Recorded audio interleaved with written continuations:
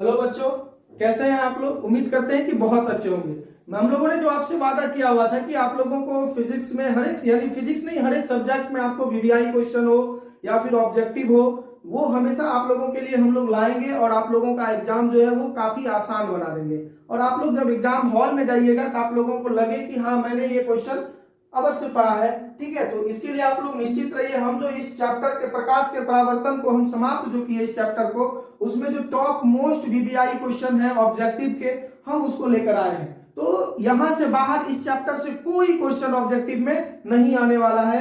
जो भी क्वेश्चन आएगा सभी के सभी ऑब्जेक्टिव इसी चैप्टर में से इस चैप्टर के इसी वीडियो से आएगा। तो आप लोग इस वीडियो को जरूर एक बार देखें और सारा का सारा इस चैप्टर का क्वेश्चन आपका सॉल्व हो जाएगा। और देखने की जरूरत है बबुआ, रटने की जरूरत नहीं है। आप लोग जब देख लेंगे तो आपको इसमें रटने की जरूरत नहीं है। आपको इस तरीके से समझाया जाएगा कि आप लोग इजीली इसको समझ में आएगा। अगर नहीं आएगा तब आप लोग कहिएगा, जैसे ही आप लोग एग्जाम में बैठिएगा और ये छप गया है, इसमें से लगभग 7 से 8 क्वेश्चन आपके एग्जाम में छपा हुआ है और आप लोग उसको जरूर से जरूर दे, इस वीडियो को देखें और हमारे वीडियो को देखने के साथ साथ हमें लाइक करें, सब्सक्राइब करें और शेयर भी करें ताकि दूसरे बच्चों को भी इसका लाभ मिल सके।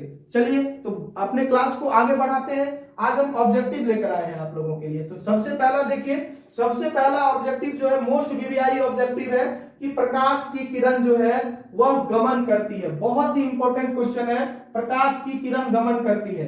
तो प्रकाश की किरण जो है हमेशा सीधी रेखा में गमन करती है। कहां करती है बउआ? हमेशा सीधी रेखा में गमन करती है।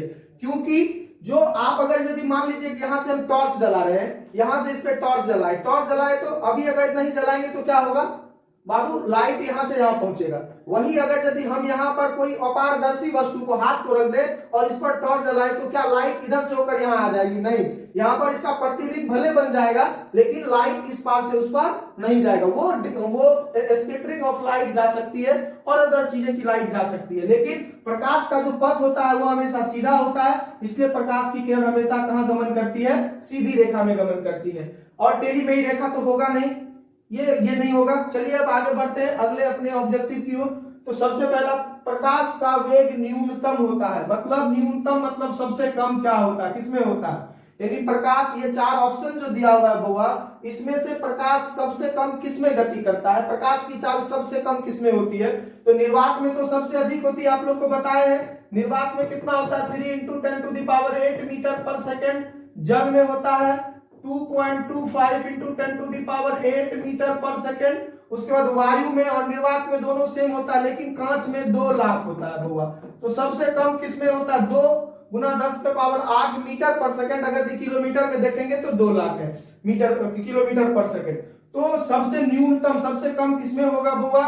कांच में होगा। दिख रहा है ना आपको? कांच में आपको सबसे कम प्रकाश की चाल होगी, प्रकाश का वेग। अब अगले स्लाइड की ओर बढ़ते हैं, चलते हैं। मोटर गाड़ी के चालक के सामने लगा रहता है। तो मोटर गाड़ी के चालक के सामने जो लगा होता है वह हमेशा कैसा दर्पण होता है बउआ? उत्तल दर्पण होता है। क्या होता है बउआ? उत्तल दर्पण होता है। मोटर गाड़ी के सामने जो इमेज लगा होता है, मिरर लगा होता है, वह हमेशा किसका बना होता है? उत्तल दर्पण का। क्योंकि उस उत्तल दर्पण में जो है बड़े से एरिया का हमें छोटे में उसका छोटा प्रतिरूप उसमें इमेज हमको बना के दिखाता है। इसलिए हम लोग पीछे बड़े वाले एरिया को कवर करने के लिए हम लोग हमेशा किस दर्पण का प्रयोग करते हैं? और उत्तल दर्पण का प्रयोग करते हैं, क्योंकि इसमें वस्तु का प्रतिबिंब हमेशा छोटा बनता है। चलिए, तो इसका ऑप्शन क्या हो जाएगा बउआ? बी। अब आगे बढ़ते हैं। मोटर कार के हेडलाइट में किसका प्रयोग होता है? हेडलाइट में, हेडलाइट समझ रहे हो ना, जो बल्ब होता है हेडलाइट, उसमें हम लोग कौन सा दर्पण का प्रयोग करते हैं? अवतल दर्पण का प्रयोग करते हैं। किसका करते हैं बुआ? अवतल दर्पण का प्रयोग करते हैं। यानी मोटर का जो हेडलाइट है उसमें हम लोग किसका प्रयोग करते हैं? अवतल दर्पण का प्रयोग करते हैं। तो चलिए आगे बढ़ते हैं हम लोग। समतल दर्पण द्वारा बना प्रतिबिंब होता है बुआ। तो समतल दर्पण द्वारा जो प्रतिबिंब होता है, बना प्रतिबिंब, वह हमेशा कैसा होता है? आप लोग को समतल दर्पण पढ़ाए हुए हैं। तो समतल दर्पण में जो प्रतिबिंब होता है वह हमेशा काल्पनिक बनता है, वास्तविक तो बनेगा नहीं। हमेशा कैसा बनता है बुआ? काल्पनिक बनेगा। दोनों तो होगा नहीं, इनमें से कोई नहीं, काल्पनिक हमेशा बनता है। चलिए अब अगले स्लाइड की ओर बढ़ते हैं। प्रकाश की किरणों का पथ दर्शाने वाले चित्रों को कहा जाता है। मतलब प्रकाश के किरणों के पथ को दर्शाने वाले को हम लोग क्या कहते हैं, किरण आरेख कहते हैं। क्या कहते हैं, किरण आरेख। मतलब कहने का अर्थ है कि प्रकाश किस होके आ रही है, परावर्तन के बाद वो किस होके जाएगी, इसको हम लोग जो डायग्राम के माध्यम से, आरेख के माध्यम से बताते हैं, तो उसको हम लोग किरण आरेख के नाम से जानते हैं। चलिए, बहुत इंपॉर्टेंट क्वेश्चन है, आप लोगों को इसको पूरा का पूरा, सारा का सारा लास्ट तक वीडियो को देखना है, और जितने भी क्वेश्चन है सारे के सारे क्वेश्चन इंपॉर्टेंट है, और इससे बाहर कोई क्वेश्चन नहीं आने वाला है आप लोग के एग्जाम में। तो आप लोग निश्चिंत रहिए, इस वीडियो को देखिए, इसमें रटने की जरूरत नहीं है। तो चलिए अब देखते हैं, प्रकाश की किरणों के समूह को हम लोग कहते हैं, क्या कहते हैं बउआ, आप लोग को बताए थे कि प्रकाश के किरणों के समूह यानी बंडल ऑफ रे क्या कहलाता है बउआ, किरण पुंज कहलाता है। क्या कहलाता है, किरण पुंज। प्रकाश स्रोत तो हम लोग जिससे प्रकाश निकलता है बउआ, प्रदीप्त जो स्वयं प्रकाश उत्सर्जित करता है, और प्रकीर्णन जो है किसी कण से टकराकर प्रकाश की किरणें फैलना यानी बिखर जाना ही प्रकाश का प्रकीर्णन कहलाता है। लेकिन इसका सही ऑप्शन क्या हो जाएगा, किरण पुंज। जो किरणों के समूह को हम लोग क्या कहते हैं, किरण पुंज कहते हैं। प्रकाश के किरणों के समूह को हम लोग क्या कहेंगे बउआ, किरण पुंज कहेंगे। चलिए आगे बढ़ते हैं। किस दर्पण से हमेशा वस्तु से छोटा प्रतिबिंब प्राप्त होता है। मतलब किस दर्पण में जो है हम लोगों को हमेशा वस्तु से छोटा प्रतिबिंब प्राप्त होगा। तो आप लोगों को प्रतिबिंब की स्थिति भी बताए थे, प्रतिबिंब का आकार का किस पोजीशन पर कैसा बनेगा ये भी बताए हुए थे। तो सबसे पहले हम लोग जानते हैं समतल दर्पण में। समतल दर्पण में क्या बताए थे कि वस्तु का प्रतिबिंब जो होता है वस्तु के बराबर ही बनता है, तो ये ऑप्शन गलत। और उसके बाद है दूसरा उत्तल। उत्तल में जो है अभी आप लोग हम इसको रहने देते हैं, ठीक है। अब अवतल में दोनों प्रतिबिंब बनता है, छोटा भी बनता है और बड़ा भी बनता है। वो कंडीशन पर डिपेंड करता है। आप लोगों को 6 कंडीशन इसका बताए हुए थे ना, तो 6 कंडीशन में कभी बड़ा बनेगा कभी छोटा बनेगा, और इनमें से कोई नहीं। तो ऑप्शन नंबर उत्तल में जो है हमेशा वस्तु का छोटा प्रतिबिंब बनता है। हमेशा किसी भी कंडीशन में रखेंगे तो वस्तु का प्रतिबिंब जो है उत्तल दर्पण में हमेशा छोटा बनता है। इसका ऑप्शन नंबर क्या हो जाएगा बुआ, बी हो जाएगा सही। इसका ऑप्शन नंबर बी सही हो जाएगा। तो अब आगे बढ़ते हैं, किस दर्पण से वस्तु का बड़ा प्रतिबिंब बनता है। अभी तुरंत इस पर चर्चा किए थे कि समतल दर्पण में जो है वस्तु का प्रतिबिंब हमेशा वस्तु के बराबर बनेगा, और अवतल दर्पण में छोटा और बड़ा दोनों बनता है, उत्तल दर्पण में हमेशा छोटा बनता है। तो यहाँ क्वेश्चन कह रहा है किस दर्पण से वस्तु का बड़ा प्रतिबिंब बनता है। तो किस दर्पण से वस्तु का बड़ा प्रतिबिंब बनेगा, तो ऑप्शन नंबर बी में है अवतल, तो अवतल में बनेगा, ठीक है। तो उम्मीद करते हैं कि आप लोगों को इंपॉर्टेंट वीडियो में इंपॉर्टेंट क्वेश्चन आप लोग को मिल रहा है। और अगर यदि हमारे चैनल को यदि आप लोग सब्सक्राइब नहीं किए हैं तो आप लोग सब्सक्राइब दीजिए, क्योंकि पिछले वाले वीडियो में आप लोगों ने बहुत ज्यादा प्यार दिया है। प्रकाश के परावर्तन वाले 1 शॉट जो वीडियो है उसमें आप लोगों का बहुत प्यार मिला है। तो उम्मीद करते हैं कि ये ऑब्जेक्टिव जो VVI most important top model set जो ऑब्जेक्टिव है, जो आपके क्वेश्चन पेपर में लगभग छपा हुआ क्वेश्चन है, उसी क्वेश्चन को हम बता रहे हैं आप लोगों को। तो वो इसमें आप लोगों की कोई परेशानी नहीं होनी चाहिए। चलते हैं आप अपने अगले क्वेश्चन की ओर। तो प्रकाश का परावर्तन के कितने नियम है, यानी प्रकाश के परावर्तन के कितने नियम है। तो प्रकाश के परावर्तन के नियम कितने आप लोग को बताए थे। प्रकाश के परावर्तन के 2 नियम है। कौन कौन, आपतित किरण, परावर्तित किरण तथा आपतन बिंदु पर डाला गया अभिलंब, तीनों कहां होता है बुआ, एक ही तल में होता है। और दूसरा नियम है आपतन कोण हमेशा परावर्तन कोण के बराबर होता है। तो परावर्तन के प्रकाश के परावर्तन के कितने नियम है बुआ, 2 नियम है। चलिए अब क्वेश्चन नंबर अपने 11 की ओर बढ़ते हैं।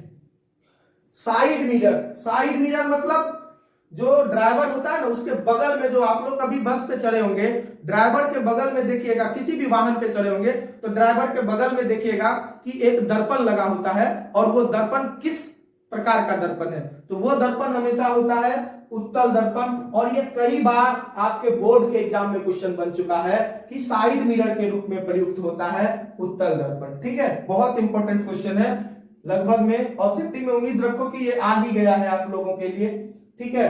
अब देखिए अगला क्वेश्चन न्यूमेरिकल से है, कह रहा है कि एक अवतल दर्पण की फोकस दूरी 10 सेंटीमीटर है, तो उसकी वक्रता त्रिज्या होगी। तो आप लोगों को बताए हुए थे फोकस दूरी और वक्रता त्रिज्या के बीच संबंध। तो R बराबर क्या बताए थे, 2f होता है और f बराबर क्या होता है r/2।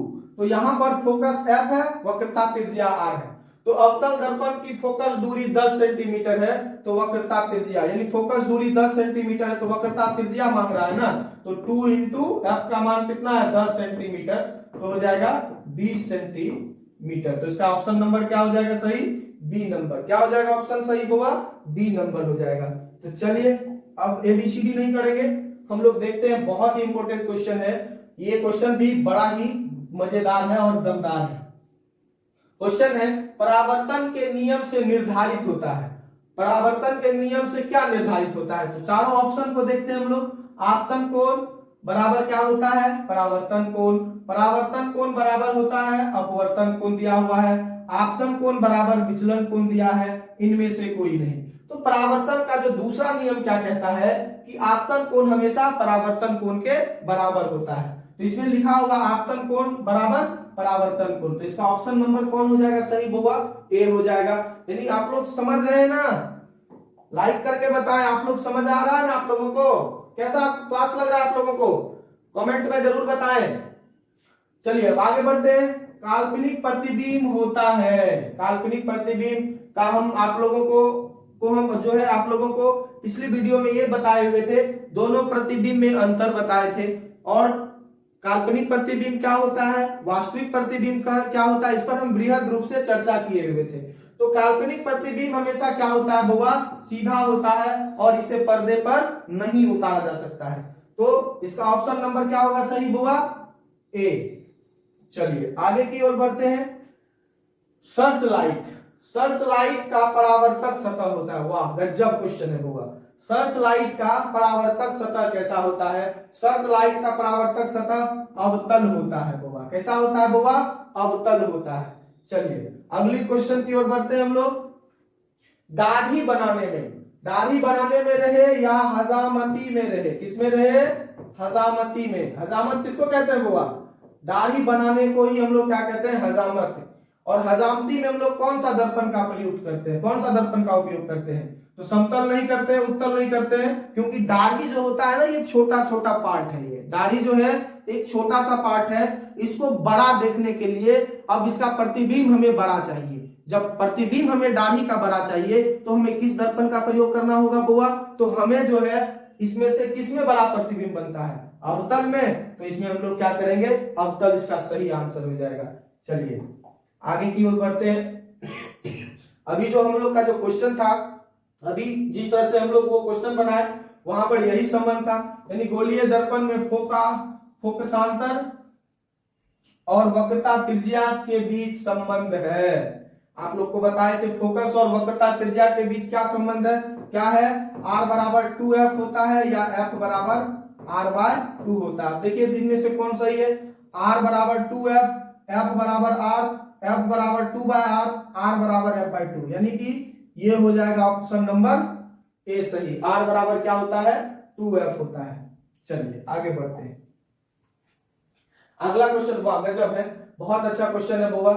आप लोगों को उम्मीद करते हैं क्लास बहुत अच्छा लग रहा है। अगर यदि आपको हम लोगों का क्लास बहुत अच्छा लग रहा है तो आप लोग वीडियो के माध्यम से हमारे पास संदेश कैसे पहुंचा सकते हैं, तो आप हमें कमेंट करके, लाइक करके अपना जो संदेश है हमें हमारी पहुंच तक ला सकते हैं और हम उस पर और ज्यादा प्रयास कर सकते हैं कि आप लोगों को और बेहतर से बेहतर कंटेंट हम लोग प्रोवाइड कराएं, ताकि आप लोग को एग्जाम में ऐसा हो, आप लोग का एग्जाम ऐसा हो कि आप लोग जब वहां से क्लासरूम से निकले, एग्जाम के हॉल से, तो आप लोग को लगे कि हाँ मैंने कुछ करके आया है।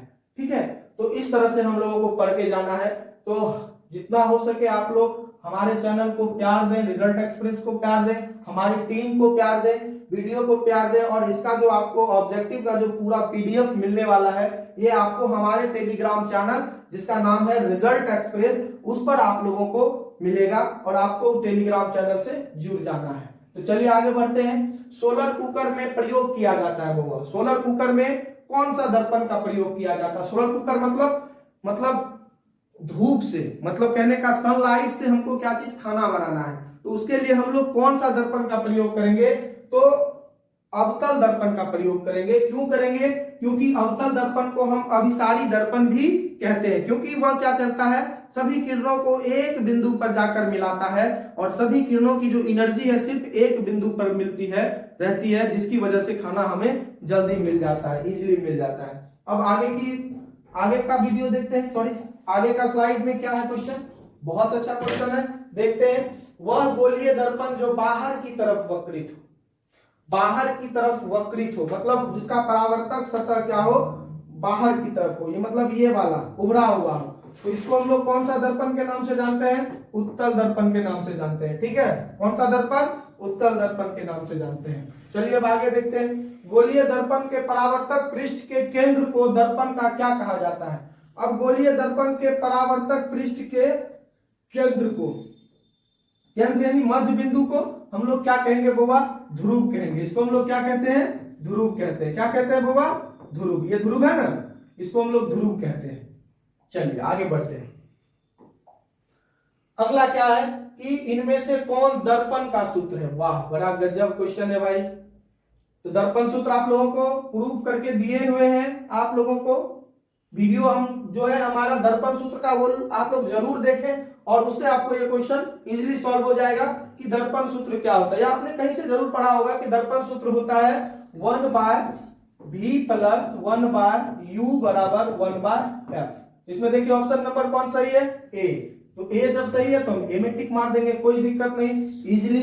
देखिए कितना आसान क्वेश्चन, आसान भाषा में आप लोग से बन रहा है और उम्मीद करते हैं कि आप लोग एग्जाम में इसी तरह से बना के आएंगे जिस तरह आप लोग अभी हमारे कमेंट सेक्शन में बता रहे हैं। चलिए सॉरी, यहाँ गोलीय होगा, क्या होगा बुआ, मिस हो गया है। यहाँ गोलीय दर्पण का वक्रता केंद्र को किस अक्ष से निरूपित किया जाता है। अक्ष नहीं होगा, किस अक्षर से होगा। अक्षर मतलब अल्फाबेट, किस अक्षर से निरूपित किया जाता है। जल्दी से आप लोग कमेंट सेक्शन में जल्दी से इसका कमेंट दीजिए कि इस 22 नंबर का आंसर क्या होगा। यानी वक्रता केंद्र को हम क्या चीज से निरूपित करते हैं, किस अक्षर से निरूपित करते हैं, जल्दी से कमेंट सेक्शन में बताइए आप लोग। देखते हैं आज कितने का सही आंसर आता है। तो इसका ऑप्शन क्या होगा बुआ, वक्रता केंद्र को हम हमेशा सी से रिप्रेजेंट करते हैं। किससे बुआ, सी से रिप्रेजेंट करते हैं। इसका आंसर क्या हो जाएगा, सी, यानी सॉरी सी नहीं, ए होगा ऑप्शन, लेकिन इसको हम लोग किससे रिप्रेजेंट करते हैं, सी से। चलिए अब आगे देखते हैं। अभी तुरंत हम इस पर चर्चा किए हुए थे पिछले वाले स्लाइड में कि निर्वात में प्रकाश की चाल, और सॉरी छाल लिखा गया ना, निर्वात में प्रकाश की चाल, निर्वात में प्रकाश की चाल है, कितनी होती है निर्वात में प्रकाश की चाल। ये तो ये निर्वात का है, ये आपका कांच का है, ये तो है ही नहीं, ये भी नहीं है। इसका कौन हो जाएगा ऑप्शन होगा, ऑप्शन नंबर ए सही हो जाएगा। निर्वात में प्रकाश की चाल 3 × 10⁸ मीटर/सेकंड होता है। चलिए बहुत आसान सा क्वेश्चन था। दंत विशेषज्ञ मरीजों के दांतों का बड़ा प्रतिबिंब देखने के लिए किस दर्पण का प्रयोग, बस वही बात आ गया, क्वेश्चन में ही दे दिया बड़ा प्रतिबिंब। बड़ा प्रतिबिंब हमेशा कौन सा दर्पण बनाता है होगा, अवतल दर्पण। और वैसे हम लोग इसको एनालिसिस करें तो दंत विशेषज्ञ मतलब दांत के अंदर देखने के लिए हमें लाइट को एक जगह जाकर क्या करना पड़ेगा, कंजर्व करना पड़ेगा, मिलाना पड़ेगा, तब जाके हमको दिखेगा वो। इसलिए हम लोग उसमें किस दर्पण का प्रयोग करते हैं, अवतल दर्पण का प्रयोग करते हैं। चलिए आगे बढ़ते हैं। अवतल दर्पण के ध्रुव और फोकस के बीच रखे बिंब, बिंब मतलब होता है वस्तु होगा, बिंब का प्रतिबिंब की प्रकृति होती है। वाह गजब क्वेश्चन है। कह रहा है कि अवतल दर्पण के ध्रुव और मुख्य फोकस के बीच, मतलब ये आपका क्या है, उत्तल दर्पण है कि अवतल दर्पण है, अवतल दर्पण है। इसमें फोकस, और ये फोकस हो गया और ये ध्रुव हो गया और ये वक्रता केंद्र हो गया। वस्तु को जब यहां रखते हैं तो इसका प्रतिबिंब हमेशा कैसा बनता है बुआ, काल्पनिक बनता है। कैसा बनता है बुआ, काल्पनिक बनता है। लेकिन काल्पनिक बनेगा तो लेकिन बनेगा किधर, दर्पण के पीछे। यहाँ कट कर रहा है ना, इसका प्रतिबिंब कहां बनेगा बुआ, दर्पण के पीछे बनेगा। और यह कैसा होगा, दर्पण के पीछे जो बनेगा, और यह आभासी और सीधा बनेगा। कैसा बनेगा, आभासी और सीधा बनेगा। यानी जब वस्तु को अवतल दर्पण में ध्रुव और फोकस के बीच रखते हैं तो उसका प्रतिबिंब कैसा बनता है, आभासी और सीधा बनता है। तो चलिए अगले स्लाइड की ओर लाइक कीजिए आप लोग वीडियो को। चलिए अगले क्वेश्चन की तरफ बढ़ते हैं। अवतल दर्पण के मुख्य फोकस पर रखे बिंब का प्रतिबिंब की स्थिति होती है। वाह, फिर वही क्वेश्चन गजब का। अब वस्तु को कहां रख दिए हम लोग? मुख्य फोकस पर। अवतल दर्पण के कहां पर रख दिए हैं? मुख्य फोकस पर। जब वस्तु को हम लोग अवतल दर्पण में फोकस पर रखते हैं तो उसका प्रतिबिंब कहां बनता है बुआ? इन्फिनाइट पर। इन्फिनाइट मतलब अनंत पर बनता है। कहां बनता है बुआ? अनंत पर बनता है। चलिए इसका प्रतिबिंब कहां बनेगा? अनंत पर बनेगा। चलिए आगे की ओर बढ़ते हैं। आगे की ओर क्या है? अवतल दर्पण के सामने अनंत पर रखे बिंब का प्रतिबिंब की स्थिति होगी। वाह, फिर से देखिए कितना ये सब क्वेश्चन आप लोगों के लिए मॉडिफाई क्वेश्चन लेकर आए हुए हैं ताकि आप लोगों को परेशानी ना हो। इस टाइप के वर्ड को भी अगर यदि एग्जाम में क्वेश्चन में यूज किया जाएगा तो आप लोग घबराइएगा नहीं। बिंब मतलब होता है वस्तु। अब हम वस्तु लिख देंगे तो आसान भाषा हो गई। अब आपको क्या करेगा? मॉडरेट करेगा, क्वेश्चन को मॉडरेट भी करेगा तो वहां बिंब लिख देगा और बिंब का मीनिंग होता है वस्तु। तो इस तरह का क्वेश्चन हम लोग लाए हैं ताकि आप लोग का एग्जाम में जो भी डाउट वाला या मॉडरेट क्वेश्चन भी देगा तो आप लोगों के लिए इजीली सॉल्व करना हो, तो इजीली सॉल्व हो जाएगा। तो अवतल दर्पण के सामने अनंत पर रखे, इन्फिनाइट पर जब वस्तु को रखते हैं तो वस्तु के प्रतिबिंब की स्थिति क्या होती है? वह कहां बनता है? फोकस पर बनता है। अनंत पर रखे वस्तु का प्रतिबिंब फोकस पर बनता है। चलिए आगे बढ़ते हैं। 28 नंबर क्वेश्चन है, प्रकाश कौन सी तरंग है? वाह, बताए हुए थे कि जब हम लोग वीडियो शुरू कर रहे थे उसी समय आप लोग को बताए थे प्रकाश कौन सी तरंग है? अनुप्रस्थ तरंग है। कौन सी तरंग है बुआ? अनुप्रस्थ तरंग है। चलिए आगे बढ़ते हैं। जिन वस्तुओं से स्वयं प्रकाश उत्सर्जित होते हैं उन्हें क्या कहते हैं? देखिए जिस वस्तु से प्रकाश स्वयं उत्सर्जित होगा उसको हम लोग कौन सा वस्तु कहेंगे? बताए हुए थे जो खुद से प्रकाश उत्सर्जित करता है उसको हम लोग कौन सा कहते हैं बुआ? प्रदीप्त वस्तु कहते हैं। क्या कहते हैं? प्रदीप्त वस्तुएं कहते हैं। तो उम्मीद करते हैं कि वीडियो में बहुत मजा आ रहा होगा और आप लोग इसी तरह लगे रहिए इस वीडियो में और हमें अपने लाइक के माध्यम से हमारे वीडियो को प्यार दें ताकि हमारा भी मनोबल बढ़ा रहे और इससे भी क्वेश्चन जो आप लोगों को बोर्ड में आने वाली है वो आप लोगों को बताया जाएगा। हर एक सब्जेक्ट के आपको ऑब्जेक्टिव मिलेंगे। सारा आपको जितना भी ऑब्जेक्टिव है सभी वीवीआई है और ये पढ़ लेने के बाद आपको किसी भी बुक की ऑब्जेक्टिव को पढ़ने की जरूरत नहीं पड़ेगी, इजीली सॉल्व हो जाएगा। इसी तरह हर एक चैप्टर का पहले हम लोग वन शॉट लाएंगे, फिर उसके बाद ऑब्जेक्टिव लाएंगे, फिर उसके बाद वीवीआई क्वेश्चन इस चैप्टर से लाएंगे, फिर हम लोग नेक्स्ट चैप्टर की ओर आगे बढ़ेंगे। तो उम्मीद करते हैं कि आप लोगों को वीडियो बहुत अच्छा लग रहा होगा। अगर यदि हमारा वीडियो बहुत अच्छा लग रहा है तो आप लोग हमारे वीडियो को लाइक करें, हमारे चैनल को सब्सक्राइब करें और शेयर करें ताकि उन जरूरतमंद बच्चों तक हमारा वीडियो पहुंच सके जो कि समाज के सबसे निचले तबके के बच्चे हैं, वहां तक हमारी वीडियो पहुंच सके क्योंकि वहां उनको अगर कोई सुविधाएं नहीं मिल रही है तो हमारे माध्यम से उन्हें आगे बढ़ाया जाएगा। ठीक है, चलते हैं अपने अगले क्वेश्चन की तरफ। हमारा 30 नंबर क्वेश्चन क्या कहता है?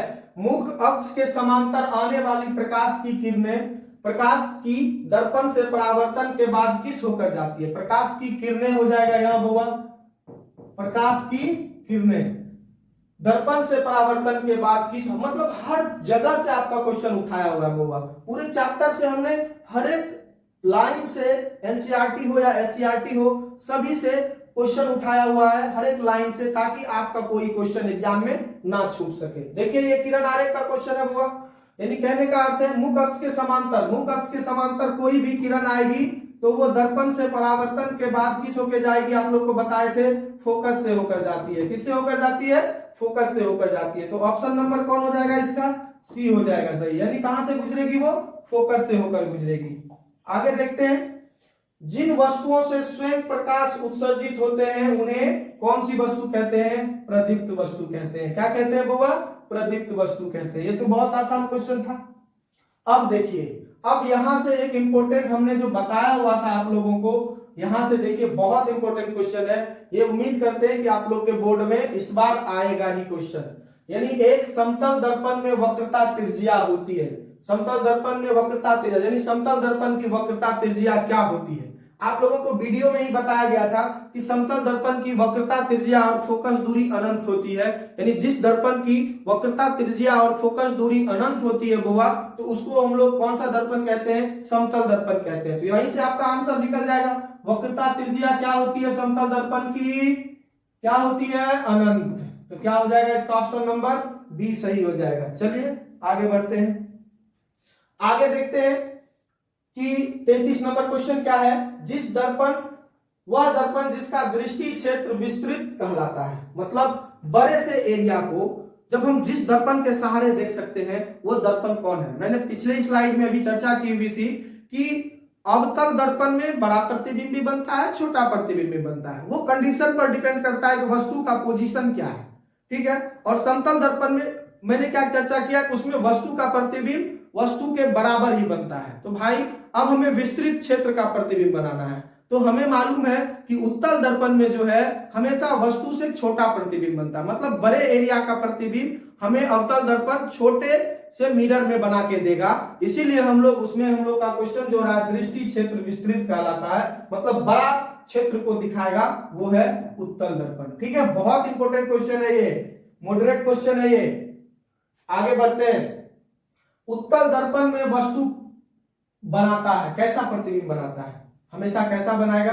काल्पनिक बनाएगा। क्या बनाएगा बुआ? काल्पनिक बनाएगा, सीधा भी बनाएगा और ध्रुव और फोकस के बीच भी बनाएगा। मतलब आप लोग को उत्तल दर्पण में जो प्रतिबिंब बनता है बुआ, वो ध्रुव और फोकस के बीच ही बनेगा। ध्रुव और फोकस के बीच ही बनेगा। मान लीजिए कहीं अनंत से आ रहा है तो ये कहां से आकर जाएगा? फोकस से होकर जाएगा। ठीक है, तो फिर एक वक्रता केंद्र की दिशा में आकर जाएगा तो ये यहीं पर काट के इसका इमेज को बना देगा, यानी कि ध्रुव और फोकस के बीच बनेगा। और यह कैसा बनेगा बुआ? सीधा बनेगा। और सीधा प्रतिबिंब हमेशा कैसा होता है? काल्पनिक होता है। तो इसका ऑप्शन क्या हो जाएगा? इनमें से कोई नहीं। अरे वाह, यहाँ तो ऑप्शन गलत दे दिया है। चलो भाई, तो इसका ऑप्शन क्या होगा? इनमें से सभी। ये गलत है आपका बुआ, यहाँ क्या लगाना होगा? इनमें से सभी। ऑप्शन इनमें से सभी। तो इसका ऑप्शन नंबर हम लोग क्या लिख सकते हैं? डी। लेकिन ये गलत है, इसको आप लोग देखेंगे। और इनमें से सभी होगा यहाँ। ठीक है, चलिए आगे बढ़ते हैं। दर्पण का मध्य बिंदु कहलाता है। ए बा गजब, दर्पण का मध्य बिंदु आप लोग को पिछले भी बताए हुए हैं, परिभाषा में जो लिखे थे। हमारा जो पीपीटी था उसमें था दर्पण का मध्य बिंदु क्या कहलाता है? ध्रुव कहलाता है। और इसको किससे रिप्रेजेंट करते हैं? पी से। वक्रता केंद्र, वक्रता केंद्र किसको कहते हैं? बोलिए, जिस खोखले गोले का भाग होता है उसके केंद्र को हम लोग क्या कहते हैं? वक्रता केंद्र। फोकस किसको कहते हैं? फोकस कहते हैं हम लोग समांतर किरणें जो आकर मुख्य अक्ष के समांतर आने वाली किरणें प्रधान अक्ष के परावर्तन के बाद प्रधान अक्ष के जिस बिंदु पर मिलती है या मिलती हुई प्रतीत होती है उसको हम लोग फोकस कहते हैं। इसको एफ से रिप्रेजेंट करते हैं। प्रधान अक्ष, ध्रुव और वक्रता केंद्र को मिलाने वाली रेखा क्या कहलाती है? प्रधान अक्ष कहलाती है। इसको हम लोग मुख्य अक्ष के नाम से भी जानते हैं। क्या नाम से जानते हैं बुआ? मुख्य अक्ष के नाम से भी जानते हैं। और ध्रुव तो बता ही दिए, दर्पण के मध्य बिंदु को ध्रुव कहते हैं। इसका ऑप्शन नंबर डी हो जाएगा सही। तो चलिए आगे बढ़ते हैं। परावर्तक सतह पर लंबवत आने वाली प्रकाश का परावर्तन होता है। वाह, अगर यदि हम लोग प्रकाश परावर्तक सतह पर अगर यदि प्रकाश को हम क्या करेंगे? लंबवत आपतित कराएंगे। लंबवत आपतित कराए तो यहां से अभिलंब भी डालेंगे हम लोग बाबा। इसी पर अभिलंब डालेंगे तो यही रेखा अभिलंब भी कहलाएगी। और अभिलंब के साथ जो कोण बनाता है, अभिलंब के साथ क्या करता है बुआ? जो कोण बनाता है तो वह आपतन कोण होता है। और आपतन कोण हमेशा परावर्तन कोण के बराबर होता है। तो यहाँ थीटा का मान हो जाएगा 0, यानी आई का मान 0, तो आर का मान भी क्या हो जाएगा? 0। इसका मतलब कहने का अर्थ है पुनः उसी पथ पर क्या हो जाएगा? वापस लौट जाएगा। क्या हो जाएगा बुआ? पुनः उसी पथ पर वापस लौट जाएगा। यानी परावर्तक सतह पर लंबवत आने वाली प्रकाश की किरणें दर्पण से परावर्तन के बाद उसी पथ पर क्या हो जाती है? वापस लौट जाती है। चलो, बहुत अच्छा क्वेश्चन था। अब आगे बढ़ते हैं। समतल दर्पण की फोकस दूरी होती है। वाह गजब, समतल दर्पण की फोकस दूरी बुआ बताए हुए थे। समतल दर्पण का जब परिभाषा हम बता रहे थे तो समतल दर्पण की फोकस दूरी और वक्रता त्रिज्या क्या होती है? अनंत होती है। इसका ऑप्शन क्या हो जाएगा? डी। बहुत इंपॉर्टेंट क्वेश्चन है, ध्यान में रखिएगा। अब देखिए, वाह, ये भी क्वेश्चन बड़ा गजब आया हुआ है एग्जाम में। उम्मीद करते हैं कि ऐसा सभी मॉडरेट क्वेश्चन आएगा। ये क्वेश्चन लगभग हमें उम्मीद है कि इस बार बोर्ड में आने वाला है और आएगा ही। चलिए देखते हैं क्या है क्वेश्चन।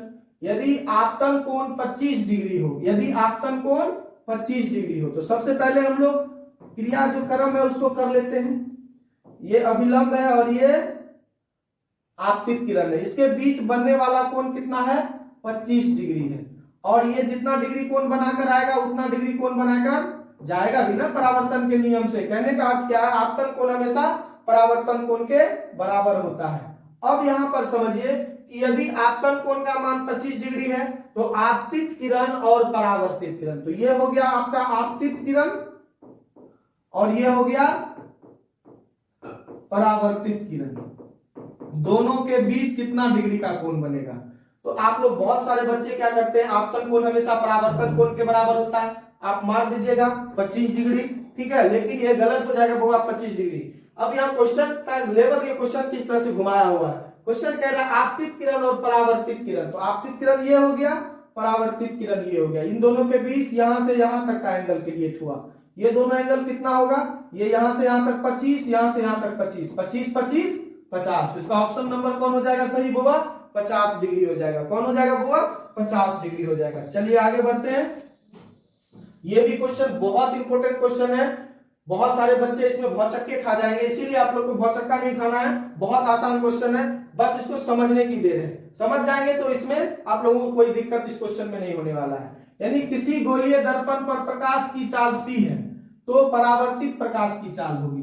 देखिए, जब कोई प्रकाश की किरण उसी माध्यम में लौट जाती है, जिस माध्यम से आई उसी माध्यम में जब लौट जाएगी तो इसको, इस घटना को हम लोग क्या कहते हैं? परावर्तन, प्रकाश का परावर्तन। तो इसमें अगर यदि प्रकाश की चाल ये हवा है तो ये हवा में ही क्या होगा? रिटर्न होगा। यदि हवा में प्रकाश की चाल सी है तो इधर भी परावर्तित प्रकाश की चाल क्या हो जाएगी? इधर भी तो हवा है, तो ये दोनों प्रकाश, मतलब समान माध्यम में प्रकाश की चाल समान होती है। इसका मतलब इसमें प्रकाश की चाल क्या होगी? परावर्तित प्रकाश चाल सी, यानी कि ऑप्शन नंबर डी हो जाएगा। अगर यदि प्रकाश की चाल सी है तो परावर्तित प्रकाश की चाल भी सी होगी, यानी ऑप्शन नंबर आपका डी सही हो जाएगा। ठीक है, चलते हैं अगले स्लाइड की ओर। उम्मीद करते हैं कि हमारा वीडियो बहुत अच्छा लग रहा होगा और इसी तरह आप लोग हमारे वीडियो को प्यार दें, मोहब्बत दें और हमें आगे बढ़ने में सहायता भी प्रदान करें। अगर यदि आप लोग हमारे वीडियो को प्यार देंगे तो हम लोगों उससे ज्यादा मोटिवेट होंगे और आप लोगों को ज्यादा से ज्यादा वीडियो आप लोग को मिलेगा। ठीक है, तो हमारा जो चैनल है रिजल्ट एक्सप्रेस, उसको आप लोग जितना अधिक से अधिक हो सके प्यार दें, ताकि हमारा चैनल आप लोगों को और ज्यादा, आप लोगों के लिए अलग अलग तरह की कक्षाएं, अलग अलग तरह का क्वेश्चन और अलग अलग तरह की पीपीटी में जो भी वगैरह जो भी सुविधाएं हैं सब आप लोग को प्रोवाइड करवाई जाएगी। ठीक है, तो अगर यदि इसमें कहीं पर आप लोग को डाउट है तो आप लोग हमें कमेंट सेक्शन में जल्दी से जल्दी लिखेंगे, ताकि हम लोग उसमें कुछ और चीज नया ऐड करेंगे। तो लेकिन अब हम लोग आगे बढ़ने से पहले आप लोगों से, अगर यदि हमारा चैनल को सब्सक्राइब नहीं किया है आप लोगों ने, तो हमारे चैनल को आप लोग सब्सक्राइब करेंगे और हमें बहुत ज्यादा प्यार देंगे। और जो शेयर भी करना नहीं भूलिएगा बुआ, क्योंकि बुआ शेयर करेंगे तो आपके जो दोस्त हैं उन्हें भी, अगर यदि ये सब सारे क्वेश्चन नहीं आ रहे हैं तो वो अगर यदि इन वीडियो को देखेंगे तो उनके लिए एग्जाम आसान हो जाएगा, और जब एग्जाम आसान हो जाएगा तो वो आपको ही धन्यवाद करेगा और आपको, आपका ही वो नाम लेगा कि उन्होंने हमें इस प्रकार की वीडियो को शेयर किया था, ताकि हमारा रिजल्ट और बेहतर बन सका। तो चलते हैं हम लोग आगे। अगर जल्दी से आप लोग तब तक इसको कमेंट बॉक्स में इसका आंसर बताइए क्या होगा। तेलीय कागज होता है, ऑप्शन नंबर ए है पारदर्शी, ऑप्शन नंबर बी है अपारदर्शी, ऑप्शन नंबर सी है पारभासी और ऑप्शन नंबर डी है इनमें से कोई नहीं। तो आप लोग जल्दी से कमेंट सेक्शन में जल्दी से कमेंट करके इसका आंसर बताइए क्या होगा। तो तेलीय कागज जो होता है आप लोगों को बताया गया है, तेलीय कागज जो अपने से होकर प्रकाश के छोटे से भाग को जाने देते हैं, और वैसा माध्यम क्या कहलाता है? पारभासी माध्यम कहलाता है। कैसा माध्यम कहलाता है बुआ? पारभासी माध्यम कहलाता है। यानी तेलीय कागज कौन सा माध्यम हो गया? पारभासी। जिन्होंने सी जवाब दिया उनका एकदम सही आंसर है। ठीक है, उनका जो है आंसर एकदम सही आंसर है। चलिए आगे बढ़ते हैं। वास्तविक प्रतिबिंब दर्पण के किस ओर बनता है? वाह, एकदम मक्खन वाला क्वेश्चन है बुआ, मक्खन लगा के बनाना है इसको। वास्तविक प्रतिबिंब दर्पण के किस ओर बनता है? वास्तविक प्रतिबिंब हमेशा दर्पण के किस ओर बनता है बुआ? दर्पण के पीछे बनेगा, दर्पण के आगे बनेगा, ए बी बनेगा, ए और बी, यानी दर्पण के पीछे और आगे बनेगा, इनमें से कोई नहीं। तो उसका प्रतिबिंब हमेशा किधर बनता है? दर्पण के आगे। और अब दर्पण के पीछे जो बनता है बुआ, वह कैसा बनता है? काल्पनिक बनता है। कैसा बनता है बुआ? काल्पनिक बनता है। तो चलिए आगे की ओर बढ़ते हैं, जल्दी बताइए। ए बी सी डी कहने का अर्थ है, इस क्वेश्चन को जो लिया गया है, आप देखिए क्वेश्चन को किस तरीके से लिया गया है। क्वेश्चन हर एक जगह से उठाकर लाई गई है ताकि आप लोगों को कहीं से क्वेश्चन आए, आप लोग उसको इजीली, आप लोग पढ़े हुए हैं, आप लोग उसको इजीली सॉल्व कर दीजिएगा। जैसा कि ये क्वेश्चन है, ये कहां से आया हुआ? चिन्ह परिपाटी से क्वेश्चन आया है, क्योंकि यहां से भी बहुत सारे टीचर क्वेश्चन को नहीं बताते हैं यहां से क्या क्वेश्चन बन के आ सकता है, लेकिन हम लोगों ने वहां से भी आप लोगों के लिए क्वेश्चन उठा कर लाया है ताकि आप लोग इसको भी अच्छे तरीके से पढ़ पाएंगे और अच्छे तरीके से जवाब दे पाएंगे। तो गोलीय दर्पण में कार्तीय चिन्ह परिपाटी के अनुसार मूल बिंदु लिया जाता है। ये बात गजब है, इतना आसान क्वेश्चन है। मूल बिंदु को क्या लेते हैं बुआ? आप लोग को बताए थे एक्स वाई क्या होता था? प्रधान अक्ष, वाई एक्स एक्स डैश और वाई वाई डैश क्या होता था? दर्पण। अब दर्पण का जो मध्य बिंदु है, यानी मूल बिंदु जो है, इसका मूल बिंदु यही है ना, इसका मूल बिंदु को क्या लेकर चलते थे हम लोग? ध्रुव लेकर चलते थे, बताए थे ना आप लोगों को। तो इसका ऑप्शन क्या हो जाएगा सही बुआ? ध्रुव। मूल बिंदु कहां पर लिया जाता है? मूल बिंदु लिया जाता है कहां पर? ध्रुव पर।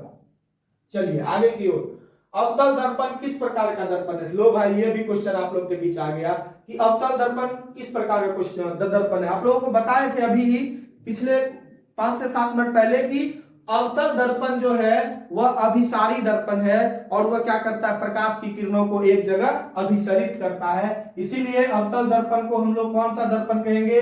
अभिसारी दर्पण कहेंगे। तो इसका ऑप्शन नंबर क्या हो जाएगा सही बुआ? बी हो जाएगा। इसका ऑप्शन नंबर बी हो जाएगा। चलिए अगले स्लाइड की ओर बढ़ते हैं। इसका आंसर आप लोग दीजिए बुआ, जल्दी जल्दी कमेंट सेक्शन में बताइए क्या होगा इसका आंसर। क्वेश्चन है, कार के हेडलाइट में किस दर्पण का प्रयोग होता है? वाह गजब, हेडलाइट, हेडलाइट, हुक हुक। ठीक है, देखिए कार के हेडलाइट में कौन सा दर्पण का प्रयोग किया जाता है? हेडलाइट देखे है ना, गाना भी आया होगा हेडलाइट ना। तो चलो भाई हम उस दुनिया में नहीं जाएंगे, हेडलाइट अलग चीज है, हमारा हेडलाइट है कार में ना। चलो भाई, तो वहां से हम लोग देखते हैं इसका प्रयोग किस दर्पण में किया जाता है। हेडलाइट में किस दर्पण का प्रयोग किया? जल्दी से कमेंट सेक्शन में बताइए क्या होगा इसका बुआ? ऑप्शन नंबर बी होगा। हेडलाइट में कौन सा प्रयोग किया जाता है दर्पण का? हेडलाइट में किस दर्पण का प्रयोग किया जाता है? अवतल दर्पण में। अब दूसरा हेडलाइट तुम लोग मत समझ लेना बुआ, बहुत सारी हेडलाइटें आती है जिसको देखने के बाद दिल डोले, मन डोले, तन डोले शुरू हो जाता है। इस तरह की बातों में नहीं आना है, वो हेडलाइट पर ध्यान नहीं जाना चाहिए। चलो, अवतल दर्पण की फोकस दूरी होती है, तो अवतल दर्पण की फोकस दूरी क्या होती है बुआ?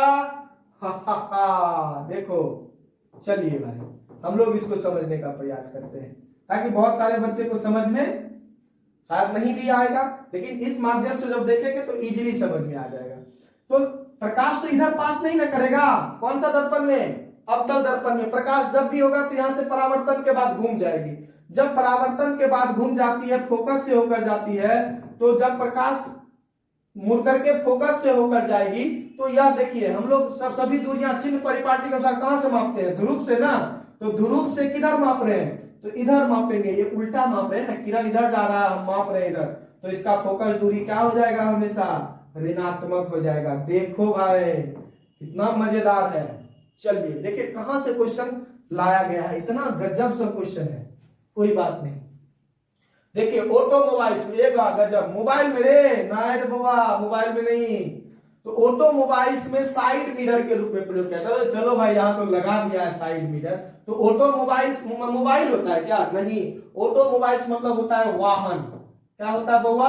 बहुत विद्यार्थी को फंसा देगा, बहुत स्टूडेंट को फंसाने का काम करता है ये ऑटोमोबाइल्स। मतलब बच्चा समझ लेगा मोबाइल है, नहीं बुआ, ऑटोमोबाइल्स मतलब होता है वाहन। वाहन में साइड मिरर में किस दर्पण का प्रयोग किया जाता है? तो आप लोग वाहन में तो आप लोग को पता ही है कौन हो जाएगा?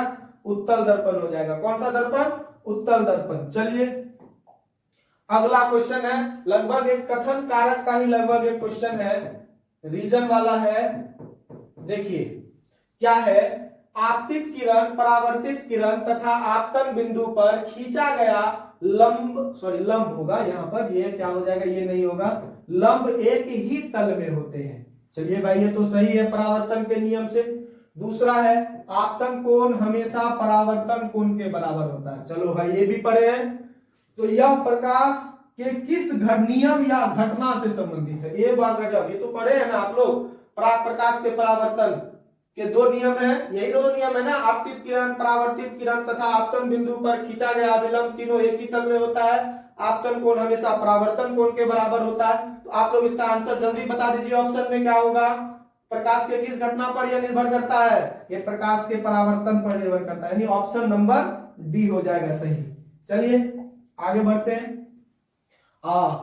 इसका आंसर जल्दी दीजिए बुआ, आप लोग कमेंट सेक्शन में जल्दी से, क्या होगा आंसर। देखिए किसी छोटे दर्पण की मदद से ऊंचे भवन, मतलब बड़े बड़े भवन तथा वृक्षों की पूर्ण लंबाई का प्रतिबिंब देखा जा सकता है। मतलब अब मान लीजिए बड़ा सा भवन है, उतना बड़ा दर्पण को बनाना तो पॉसिबल नहीं है, बड़ा वृक्ष है उनको उतना बड़ा बनाना दर्पण को पॉसिबल नहीं है, तो इसके लिए हम लोग कौन सा दर्पण का प्रयोग करेंगे बुआ, तो इनके लिए जो है हम वैसा दर्पण का प्रयोग करेंगे जो कि उसका बड़ा सा वस्तु का उनको उसी के अनुरूप में हमें छोटा के रूप में दिखा दे, यानी प्रतिबिंब उनका क्या बन जाए, छोटा बन जाए, लेकिन वो लगे कि वही चीज है, वही भवन है, उसका छोटा प्रतिबिंब दिखा दे। और यह हमेशा कौन सा काम करता है दर्पण, कौन दर्पण काम करता है, तो यह हमेशा उत्तल दर्पण काम करता है। कौन सा दर्पण काम करता है, उत्तल दर्पण, क्योंकि उत्तल दर्पण में हम अभी देखिए उत्तल दर्पण का बहुत सारा क्वेश्चन आया, हम उसमें देखें उत्तल दर्पण को बृहद क्षेत्र भी को भी कवर करता है, या साइड मिरर में भी यूज करते हैं, और यहाँ पर ऊंचे भवन को देखने के लिए और वृक्षों की पूर्ण लंबाई को देखने के लिए भी हम लोग किस दर्पण का प्रयोग करेंगे, उत्तल दर्पण का प्रयोग करेंगे, बहुत इंपॉर्टेंट दर्पण है बुआ। चलिए आगे जो क्वेश्चन है इसका आंसर बहुत आसान है, आप लोग जरूर दे देंगे। क्या रहा है, किसी दर्पण से चाहे आप कितनी भी दूरी पर हो आपका सदैव सीधा प्रतिबिंब प्राप्त होगा। ए वाह, अगर यदि इस टाइप का क्वेश्चन देगा तो बच्चा जरूर फंसेगा बुआ। ठीक है, तो क्वेश्चन को आसान तरीके से पढ़ना है, माइंड को रिफ्रेश करके पढ़ना है, ज्यादा टेंशन नहीं लेना। क्वेश्चन है बहुत आसान, लेकिन हम लोग क्वेश्चन पढ़ने में मिस कर देते हैं। तो क्वेश्चन को हम लोग पहले सावधानी पूर्वक पढ़ेंगे, क्वेश्चन क्या कहता है, उसके बाद हम उसके आंसर पर जाएंगे, उस पर निर्णय लेंगे। तो कह रहा है किस दर्पण से चाहे आप कितनी भी दूरी पर क्यों ना हो आपका सदैव प्रतिबिंब सीधा प्राप्त होगा। तो वह कौन होगा, उत्तल दर्पण में भी हमेशा सीधा प्रतिबिंब और समतल दर्पण में भी सीधा प्रतिबिंब। तो केवल अवतल दर्पण, केवल उत्तल दर्पण, यहाँ केवल नहीं लगा होता ना तब जाके हम लोग सोचते, लेकिन यहाँ केवल लगा हुआ है, इसीलिए इसका ऑप्शन नंबर क्या हो जाएगा, डी हो जाएगा सही होगा। क्या हो जाएगा, क्योंकि समतल और उत्तल में हमेशा सदैव सीधा प्रतिबिंब बनता है। ठीक है, तो चलिए अब आगे बढ़ते हैं। लास्ट क्वेश्चन है, जल्दी से आप लोग कमेंट सेक्शन में इसका आंसर बता दीजिए, जो बता दीजिएगा उसे हमारे तरफ से बहुत ही इंपॉर्टेंट इनाम दिया जाएगा। ठीक है, तो जल्दी से आप लोग इसका आंसर बताइए क्या होगा, कमेंट सेक्शन में जल्दी बताइए। परावर्तन के नियम डैश दर्पण के लिए मान्य है, बताओ होगा, मतलब परावर्तन का नियम किस दर्पण के लिए मान्य है, बता सकते हैं कौन होगा, जल्दी से ऑप्शन में बताइए। ऑप्शन ए है समतल, ऑप्शन बी है उत्तल, ऑप्शन सी है अवतल, ऑप्शन डी है इनमें से सभी। यानी दर्पण का परावर्तन का नियम जो है सभी दर्पण में लागू होता है बुआ, ऐसा नहीं है किसी खास दर्पण में लागू होता है, इसका जो उपयोग होता है संपरावर्तन का नियम का वो सभी दर्पणों में होता है, इसीलिए इसका ऑप्शन क्या हो जाएगा, डी, यानी इनमें से सभी। उम्मीद करते हैं कि आप लोगों को सारा ये वीडियो जो है बहुत अच्छा लगा होगा और सारा का सारा क्वेश्चन आप लोग इजीली समझ पाए होंगे और इजीली आप लोग इसको बना भी पाए होंगे। और उम्मीद करते हैं कि आप लोग एग्जाम में इस तरह के क्वेश्चन आएंगे तो आप लोग उसको इजीली बना दीजिएगा। और हमको 100% हम गारंटी के साथ लेते हैं कि इस चैप्टर में प्रकाश के परावर्तन में इससे बाहर कोई क्वेश्चन नहीं आएगा, जो भी क्वेश्चन आएगा इसी के अंदर से आएगा। लगभग हम लोग छपे हुए यानी बिहार बोर्ड के क्वेश्चन पेपर में छपे हुए क्वेश्चन को लेकर आए हैं। तो हमारा वीडियो जरूर देखें, साथ ही हमारे टीम की जितने भी वीडियो हैं उनको आप लोग देखें और उम्मीद करते हैं कि आप लोग उन सभी हमारे चैनल के टीचर को, हमारे चैनल को ज्यादा से ज्यादा प्यार दें। ठीक है, तो मिलते हैं फिर अगले वीडियो में। तब तक के लिए जय हिंद, जय भारत, जय बिहार।